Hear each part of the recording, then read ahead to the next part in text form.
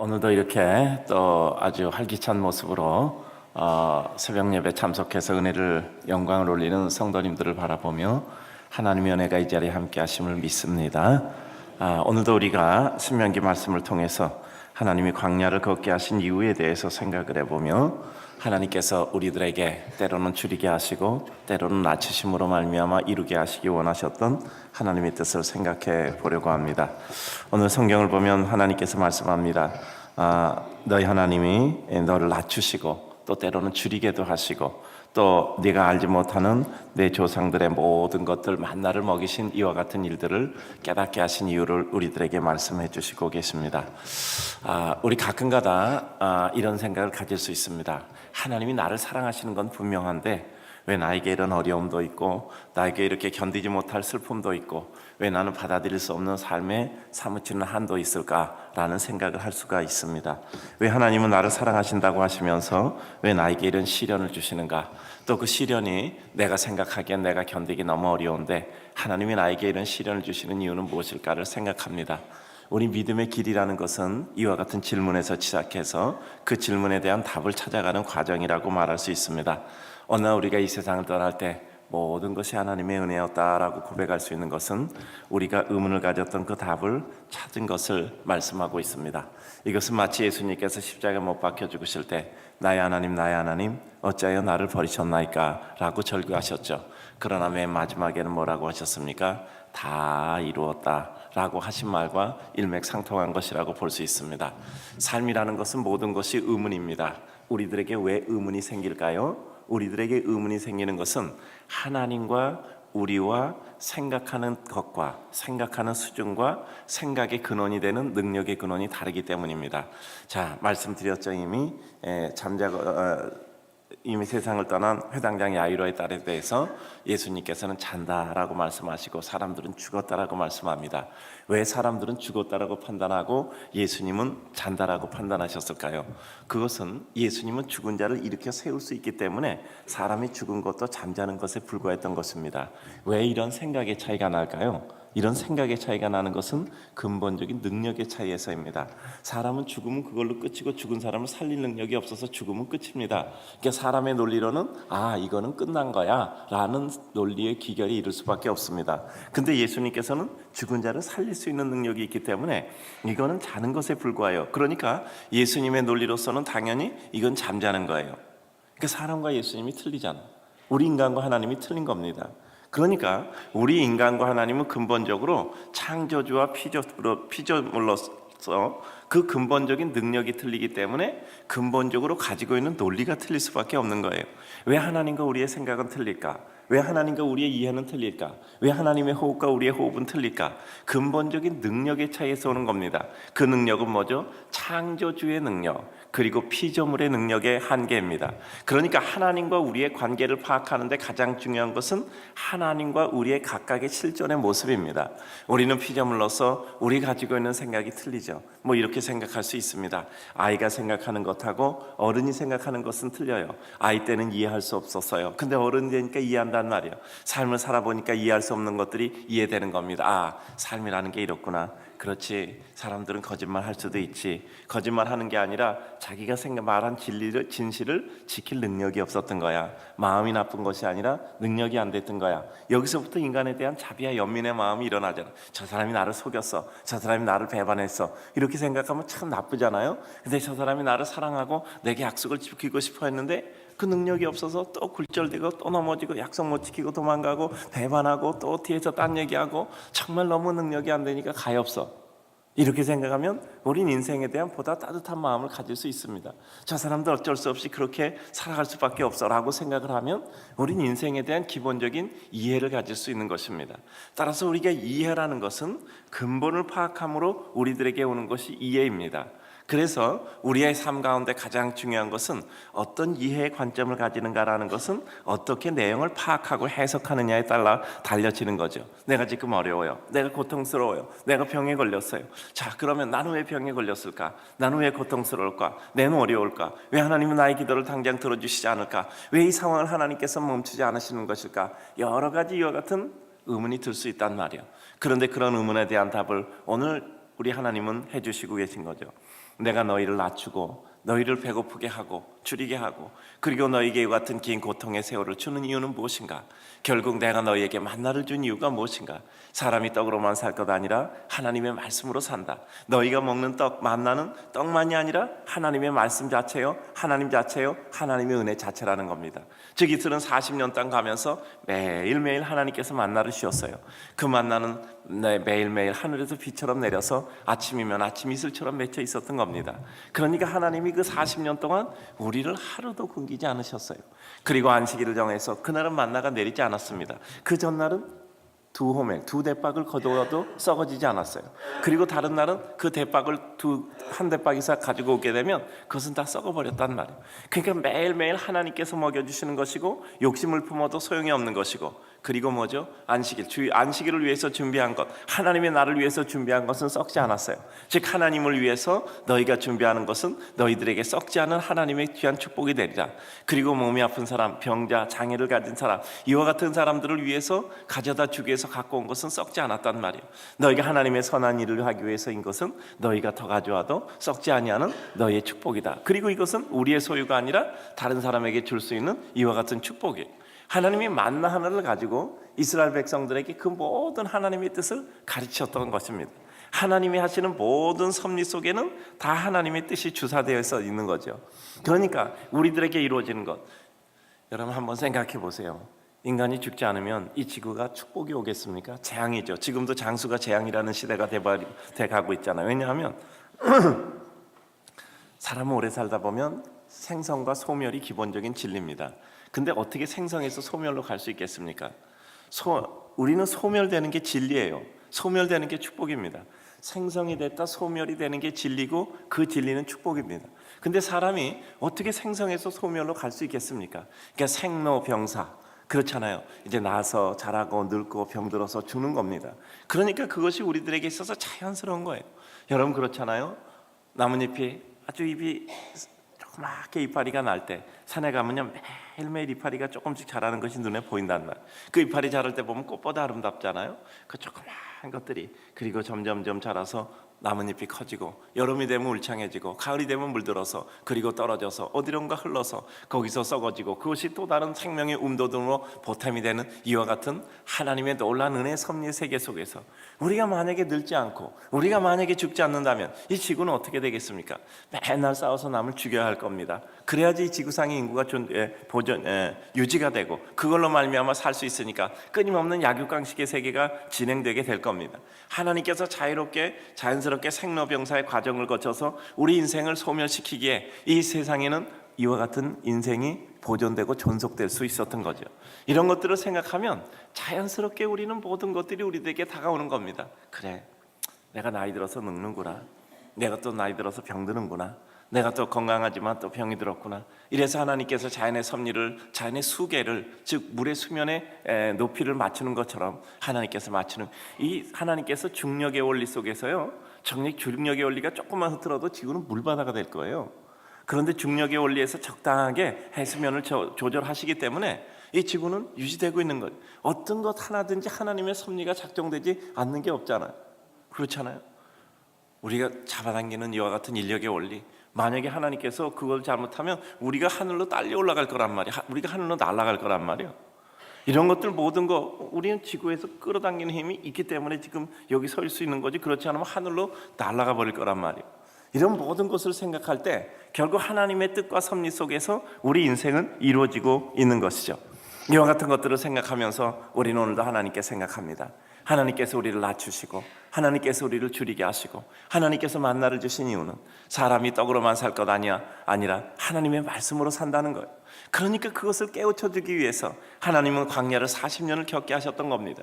사람들은 그 가운데서 악유하죠. 그 가운데서 사람들은 이러저러하게 그 사람들은 불평도 하고 그 불평을 땅에 묻고 그리고 광야의 그 모든 정과 육과 욕을 묻고 그리고 그들은 가나안 안에 들어오게 되는 겁니다. 이와 같은 과정을 통해서 하나님 우리 인생들을 만들어 가시는 거예요. 우리가 이 세상을 떠나면서 다 이루었다, 하나님 감사합니다 라고 할 수 있으면 우리 인생은 완성되는 게 아니겠습니까? 그러니까 우리가 우리의 삶을 바라볼 때 우리에게 가장 중요한 것은 하나님의 뜻이 무엇인가를 파악하는 것이란 말이에요. 하나님의 뜻. 예수님께서 이렇게 절규하셨잖아요. 나의 하나님 어째 나를 버리셨나이까. 이건 절규예요. 그리고 하나님의 뜻에 대한 파기입니다. 그것을 통해서 마침내 아버지여 저들은 자기의 죄를 알지 못합니다. 저들을 용서하소서. 다 이뤘다. 그리고서 그 짧은 이와 같은 그 십자가의 동안에 이 세상 모든 것을 다 품고 모두 완성하시고 한 것. 우리도 역시 마찬가지입니다. 때로는 우리도 절규할 때가 있고 때로는 우리도 좌절하고 진저리 칠 때가 있어요. 그러나 그런 과정을 통해서 우리는 하나님의 뜻을 파악하는 겁니다. 그러니까 우리가 광야를 걷게 되는 이와 같은 우리의 삶의 여정을 살펴보면 우리는 그 광야를 걸으면서 결국 하나님의 뜻을 파악하는 겁니다. 그래서 중세의 모든 구도자들은 그들은 하나님의 진리를 파악하기 위해서 광야로 돌아갔던 겁니다. 고독 속에 하나님의 소리를 듣기 원했던 겁니다. 아무도 없는 가운데 그 절대 고독 속에서 하나님의 음성을 듣기 원했던 거예요. 그래서 이 중세 때 생겨난 게 수도원이잖아요. 이 수도원 대부분 사막에 있었잖아요. 이 수도원에 있는 것이 대부분 사막에 있어서 절대적인 고독 속에 처해져. 사람은 절대 고독 속에서 하나님을 만나게 되는 겁니다. 모두가 내 곁에서 떨어지고 모두가 내 상황 속에서 어렵게 내가 고립되어져 있는 이와 같은 절대 고독 속에서 오히려 만나게 돼. 우리가 유치원의 생명에서도 우리가 보잖아요. 절대적으로 고독할 때 그 가운데 내가 마주 앉아 바위를 보고 마주 앉아 서 있는 거예요. 자, 우리를 바라보는 하나님의 거대한 눈의 시각, 그 가운데서 우리는 오늘도 살아있는 겁니다. 하나님이 나를 모르실까? 하나님이 내 마음을 모르실까? 하나님이 나를 보시지 않을까? 그것이 아니라 하나님은 우리의 모든 것을 보고 계십니다. 여러분 한번 이 생각하면 너무나 놀랍지 않아요? 하나님이 지구상에 있는 수십억의 인구를 본다고 합시다. 지구와 같은 별이 정말 수도 없이 있다고 생각합시다. 근데 하나님이 나를 본다? 나를 본다? 하나님이 나를 본다? 그 수십억, 수백억, 수천억, 수조억 이렇게 되는 건데 나를 보고 내 마음을 알아? 그 어떤 슈퍼컴퓨터도 이거는 감당을 못할 것 같아요. 그러니까 우리는 하나님을 전지전능하다고 말하는 거예요. 그러니까 전지전능하다고 그렇게 수많은 인생들은 하나하나 나를 인격적으로 보신다. 인격적으로는 1대1 개인적으로 나를 본단 말이에요. 그럼 그 하나님이 어떤 하나님이겠냐면 내가 하나님께 말씀드리면 하나님이 그 말씀을 듣고 정말 이렇게 여러분 옛날에 그 허라는 이런 그 영화가 있었어요.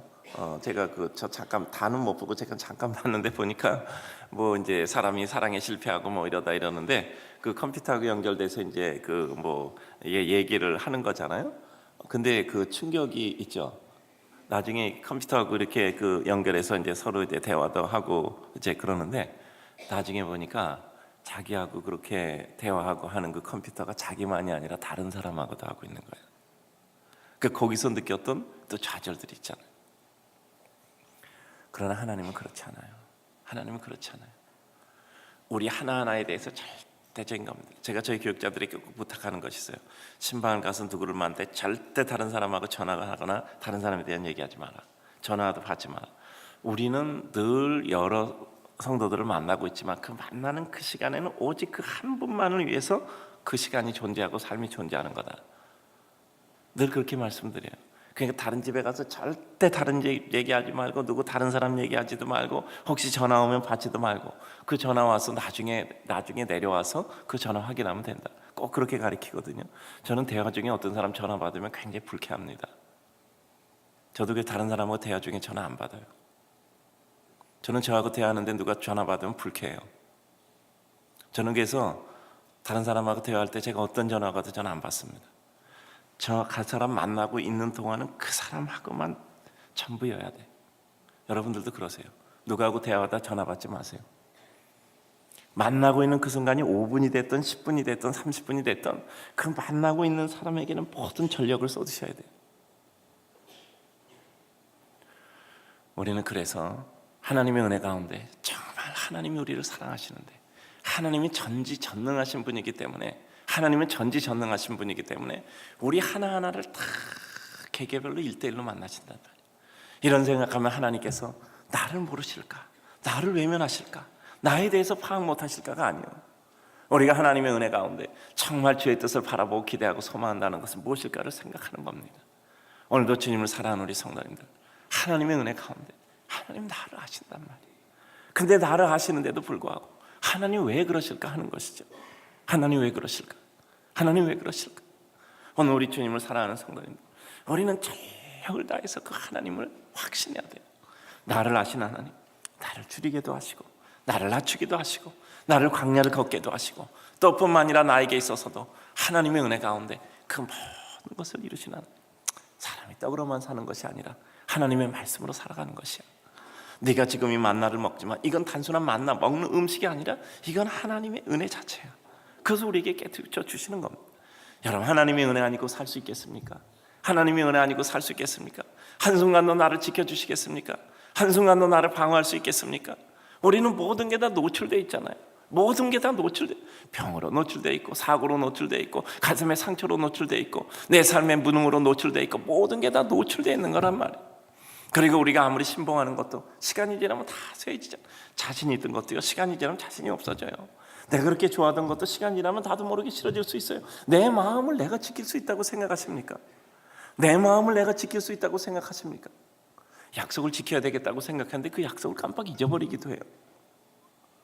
저도 약속은 하면 꼭 지켜야 된다는데 그 약속 깜빡 잊어버릴 때가 있어요. 그때 이렇게 약속해서 미안하다. 다 모든 얘기 다 소용없고 약속한 대로, 약속대로 정한 대로. 근데 그것도 깜빡 잊어버릴 때가 있더라니까. 정말 약속해놓고 잊어버려. 그 제 방에 딱 써놨어요. 가급적 약속하지 마라. 가급적 약속하지 마라. 약속하면 지켜야 되잖아. 가급적 약속하지 마라. 최선을 다하고 했던 말하지 어떤 약속 가급적 하지 마라. 우리의 삶 가운데 약속했으면 지켜야 되잖아.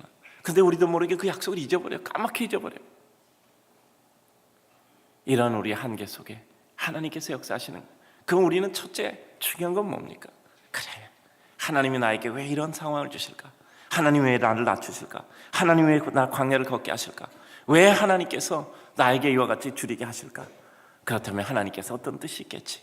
그렇구나, 나의 모든 것은 하나님의 것이구나, 나의 모든 것은 하나님으로부터 오게 하셨다는 것을 알게 하시는 거구나 라는 것을 깨닫는 겁니다. 그러면 그 다음 뭐죠? 그럼 하나님의 뜻이 무엇일까? 하나님의 이와 같은 나에게 특별하신 뜻이 무엇일까?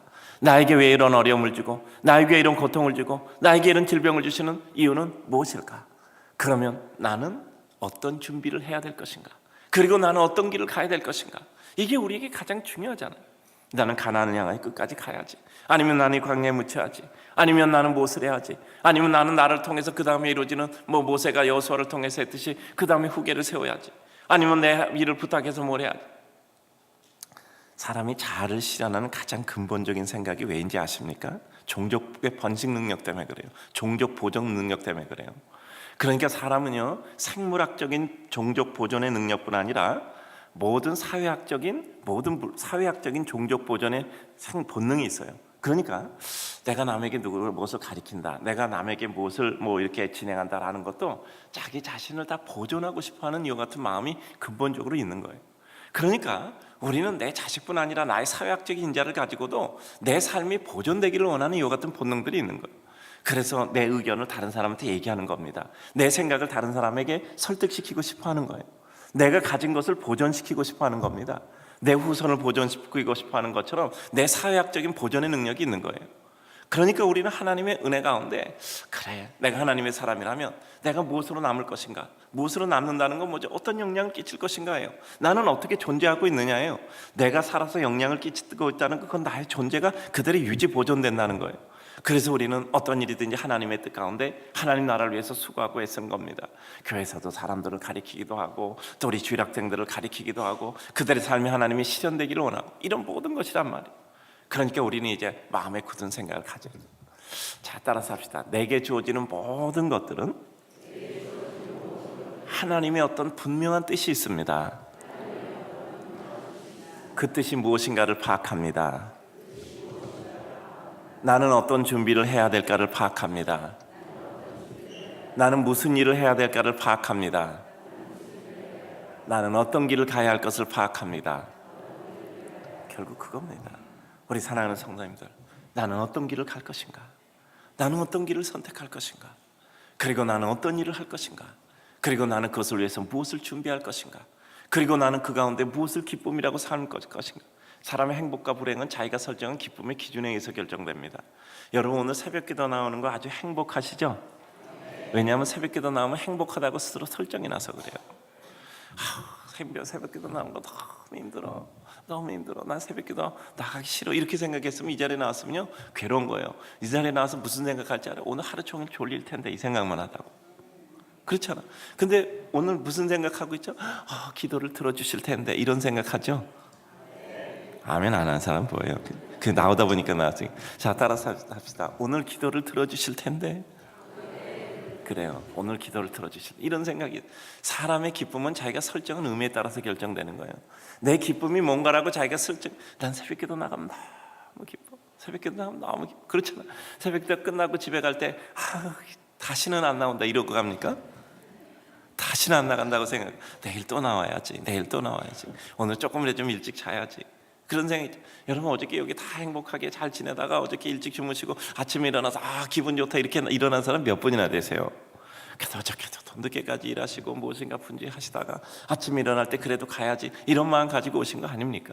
그러나 그럼에도 기뻐. 그럼에도 기뻐. 자, 따라서 그래도 좋은 걸 어떻게 해? 그래도 좋은 걸 어떻게 해? 이게 기쁨. 왜 그런지 아세요? 기쁨의 의미를 그렇게 설정해 놓은 거야. 기쁨의 의미를 그렇게 해서. 여러분 4시에 다 따르릉 알람 맞춰놓으면 4시에 따르릉 치잖아요. 그렇죠? 4시 5분에 치면 4시 5분에 따르릉 치잖아요. 그런 것처럼 이게 기쁨이야 라고 설정해 놓으면 그렇게만 되면 기쁜 거야. 그러니까 우리가 행복해질 수 있는 가장 큰 방법은 뭐냐면요, 내 기쁨이 무엇이라고 설정해 놓는데 내 기쁨이 하나님의 기쁨과 일치되게 만들어 놓는 거예요. 내 기쁨이 하나님의 기쁨과 일치되게 설정해 놓으면 하나님의 뜻이 이루어지면 내가 기쁜 거야. 그러니까 우리가 하나님과 가까워지고 하나님과 근접되고 하나님과 일치되는 거예요. 오늘도 주님을 사랑하는 성도님들, 그래요. 하나님께서 우리를 시험하셔서 마침내 16절에 복을 주신다 그랬죠. 우리에게 복을 주시는 줄로 믿습니다. 우리의 복은 하나님과 일치인 줄로 믿습니다. 여러분 어느 날 여러분의 자녀가 여러분에 가서 이런 얘기했어요. 어머니 아버지 제가 잘 돼서 제가 위치도 좋아지고 제가 수입도 좋아지고 제가 건강해서 아주 여러 가지 좋아요. 그럼 여러분이 뭐라고 하겠습니까? 시기심이 일어나서 너 어머니 아버지 이렇게 고생 많은데 너는 그렇게 잘 돼? 여러분 그렇게 자식들한테 시기 질투하실 겁니까? 그렇지 않죠? 잘 됐다 그러면 너무 기쁘죠. 너무 기쁘죠. 그래 내가 그래도 고생한 보람이 있구나. 네가 이렇게 잘 돼서 기쁘고 감사하고. 하나님이 잘 되면 여러분 시기 질투할 것 같아요? 기뻐하실 것 같아요? 기뻐할 것 같아요. 저도 여러분 잘 된 목사로서 너무너무 기쁘고 행복해요. 하나님은 절대 여러분 괴롭고 고통받고 힘들어하는 걸 기뻐하시는 하나님이 아니에요. 여러분들이 기쁘고 행복하고 감사하고 좋아하면 하나님이 그걸로 말미암아 기뻐하신다는 말이에요. 그러니까 우리 이제 하나님 앞에 기뻐하고 감사하고 행복하게 삽시다. 아까 뭐라고? 기뻐하고 행복하게 살려면 기준과 설정을 그렇게 설정해 놓으면 돼. 자, 따라서 새벽기도 나오니까 기쁩니다. 성경을 읽으니까 기쁩니다. 다른 사람을 사랑하니까 기쁩니다. 복음을 전하니까 기쁩니다. 어려운 사람을 도우니까 기쁩니다. 하나님 아버지, 이 모든 것을 이룰 수 있는 축복을 제게 허락하여 주옵소서. 그게 제게는 축복입니다. 여러분 이제 말씀드리고 마칠게요. 이 새벽기도 나오신 분은 3가지가 있다 그랬죠. 뭐라고요? 첫째 뭐예요? 믿음. 2번째 체력, 건강. 3번째 의지력. 자, 하나님이 주신 3가지라 그랬죠. 여러분 다 대단한 겁니다. 이 새벽기도에 나온 사람은 기본적으로 능력이 있는. 여러분 절대 여러분 과소평가하지 마세요. 옆에 사람하고 인사합시다. 나를 잘 받으세요. 당신한테 큰 도움이 될 겁니다. 자, 다시 한번 시작. 나를 아는 한 당신은 나 때문에 도움을 받을 겁니다. 그래요. 여러분 너무 과소평가하지 마세요. 과대평가하는 것도 문제지만 과소평가하는 것도 문제야. 자, 따라서 합시다. 지금부터 내가 새로운 마음으로 하나님의 위대한 일을 이룰 겁니다. 그래, 지금부터 내가 새로운 마음을 가지고 하나님의 위대한 일을. 모세는 몇 살에 시작했다고요? 모세는 몇 살에 시작했다고요? 80살에 시작했어. 모세는요, 그러니까 인생 다 끝날 때 시작했다니까. 인생 끝날 때 시작. 그러니까 모세가 핑계, 나는 말이 어느래요. 아론을 세우자. 나는 능력이 없는데요. 지팡이를 주시잖아요. 하나님께서 가는 곳곳마다 모세를 순간순간마다 이끌어간 홍해 앞에, 광야에, 물이 없는 반석 앞에서 그때마다 이끌어가잖아요. 나중에는요, 모세도 하나님 도저히 내가 못하겠습니다. 하나님 나를 거두어가 주시옵소서. 그러면서도 백성들이 다 죽게 되니까 차라리 나를 생명책에 지우시는 한이 있더라도 저 백성들을 살려주세요. 이런 모세로 바뀌잖아요. 그러잖아요. 그게 반복돼요. 수없이 40년 동안 반복돼요. 그러다 보니까 모세는 어느덧 그에게 있어서 그가 성취와 실패의 기준이 같아져 버린 겁니다. 뭐죠? 하나님의 뜻대로 된다. 그리고 하나님의 뜻을 받아들이는 거예요. 모세가 모세야 너 가나안에 못 들어간다라는 말씀을 받아들일 때 꼭 무슨 생각이 나죠? 여호와 일의 생각이 나잖아요. 아브라함이 이삭을 드리라는 말씀 들을 때 그대로 하는 마음이 들잖아요. 요셉이 베냐민을 마지막으로 보낼 때 심정이잖아요. 하나님이 하는 것 내가 막는다고 되지 않는다. 그리고 또 무슨 생각인데 요셉이 하나님의 뜻으로 받아들이는 생각이 나잖아요. 당신이 나를 이리로 보냈다고 당신 두려워하지 마소서.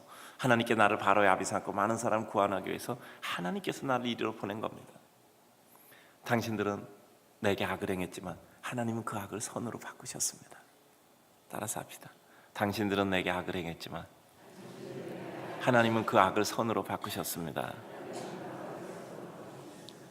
이 장면 생각하면 너무 감격스럽지 않아요? 우리를 해하려는 사람이 악을 행했지만 하나님께서 그 악을 선으로 바꾼 거예요. 내게 있어서 여러 가지 어려움이 있지만 그 어려움을 내게 있어서 최고의 기쁨으로 바꾸시는 줄로 믿습니다. 따라서 합시다. 황무지에서 꽃을 피웁시다. 황무지에서 꽃을 피웁시다. 우리 장로님들만 하십시다. 시작. 황무지에서 꽃을 피웁시다. 시작. 예, 우리 황무지에서 꽃을 피워야 돼요. 저는 죽을 때까지 얘기할 겁니다. 전 죽을 때까지 얘기할 거야. 황무지에서 꽃을 피웁시다. 우리 성가대만 시작. 우리 모든 성도들 시작. 저는 죽을 때까지 제가 살아있는 한 얘기를 할 겁니다. 황무지에서 꽃을 피워야 돼. 그래 우리는 하나님의 백성이에요.